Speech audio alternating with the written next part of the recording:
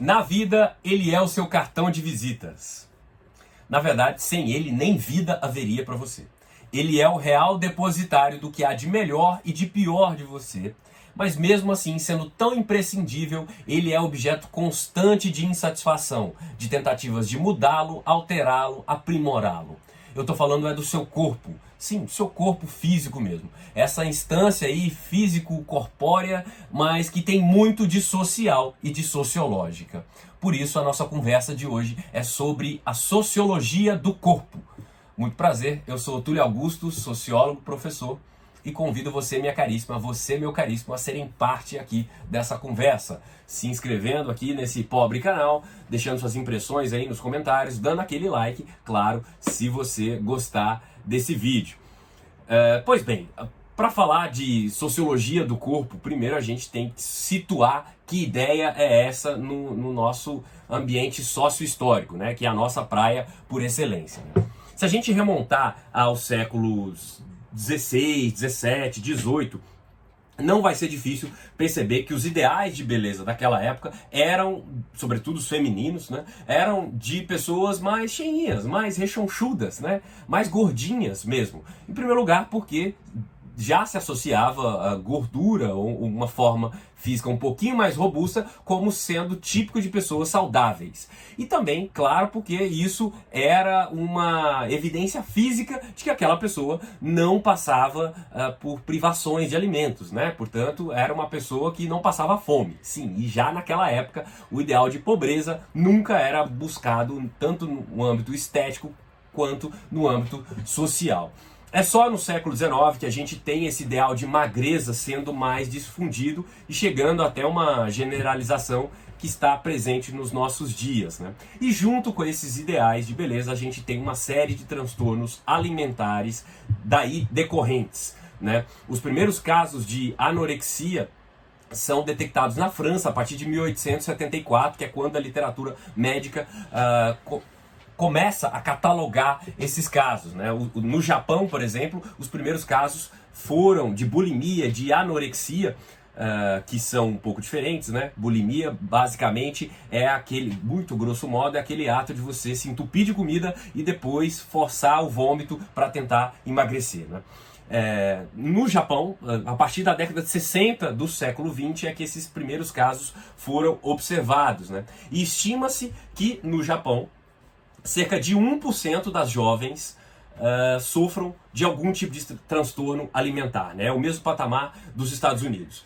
No Reino Unido, isso pode chegar a 3% das mulheres. E sim, mulheres, porque esses transtornos, sobretudo a anorexia, são eminentemente femininos, né? São cerca de 90% das pessoas acometidas por esse mal são mulheres, né?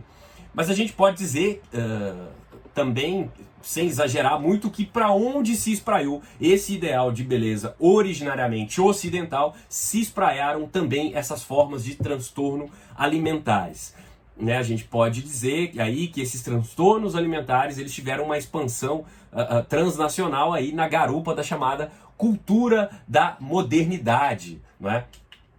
E quando a gente pensa em transtornos alimentares de diversos tipos, quando a gente pensa, sobretudo, nessa obsessão pela magreza, que é também muito constante dos nossos tempos, a gente chega à fácil conclusão de que esses males acometem milhões de pessoas nos dias atuais, em sociedades diversas no mundo todo, né? Incluindo, quem sabe, você e eu somos incomodados por esses padrões e somos instados, muitas vezes, a nos enquadrar neles, né? Portanto, podemos dizer que é uma chaga aí contemporânea espraiada por todo mundo. A sociologia do corpo se dedica a estudar essas questões, né? E a grande questão é que esses transtornos alimentares diversos, eles mostram a grande influência que tem sobre os nossos corpos as nossas experiências sociais, os valores, as regras, as normas ditadas pelos grupos aos quais nós pertencemos, né? Os nossos corpos são bastante afetados por essas experiências sociais diversas, né? E há nesse debate, aí, nessa sociologia do corpo, que hoje é um campo já com uma bibliografia ampla, já com uma gama vasta de estudos que permitem análises bem mais embasadas do que a que eu estou fazendo aqui. Já nesse âmbito, ocorre uma discussão muito importante, que é a diferenciação cada vez maior entre nós do corpo versus natureza. Isso é, o nosso corpo se distanciando desse ideal de natureza. Natureza aí, entre aspas, querendo chamar a atenção para esses ritmos biologicamente dados, né?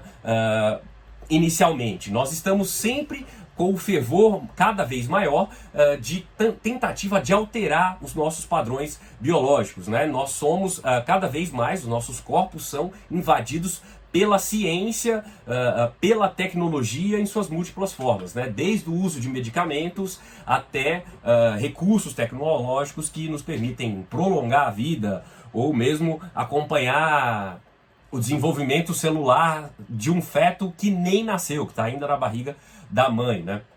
Se você pensou também em cirurgia plástica, não deixa de ser um exemplo de como essas transformações tecnológicas alteram os nossos corpos e, claro, como elas trazem dilemas muito intensos para a vida social, né? O filósofo e sociólogo Michel Foucault, francês, já chamava a atenção décadas e décadas atrás para a questão das tecnologias sociais, né? Que é essa característica muito forte nos nossos dias correntes de não mais aceitar o corpo, mas tentar criar o corpo, né? Cada vez nós estamos voltados para um ideal de criação do corpo e não mais de aceitação do corpo, né? E ele chama de tecnologias sociais, é um conceito que ele traz, basicamente essas tentativas regulares de intervenção no funcionamento do corpo. E aí vai desde medicamentos até cirurgias, até intervenções diversas, né? A grande questão deixou de ser aceitar e viver com o corpo, mas criar o corpo conforme os nossos valores, conforme os ditames sociais, conforme as nossas vontades e as possibilidades da ciência e da tecnologia. Esse é um debate bastante amplo, eu estou aqui fazendo apenas uma abordagem superficial. Se você entendeu um pouco desse assunto, não deixa aí então de se inscrever aqui no canal, né, criatura? Deixe seu like aqui, deixe suas impressões nos comentários, como isso já impactou em você. Eu vou ficando por aqui e te encontro na próxima. Até mais!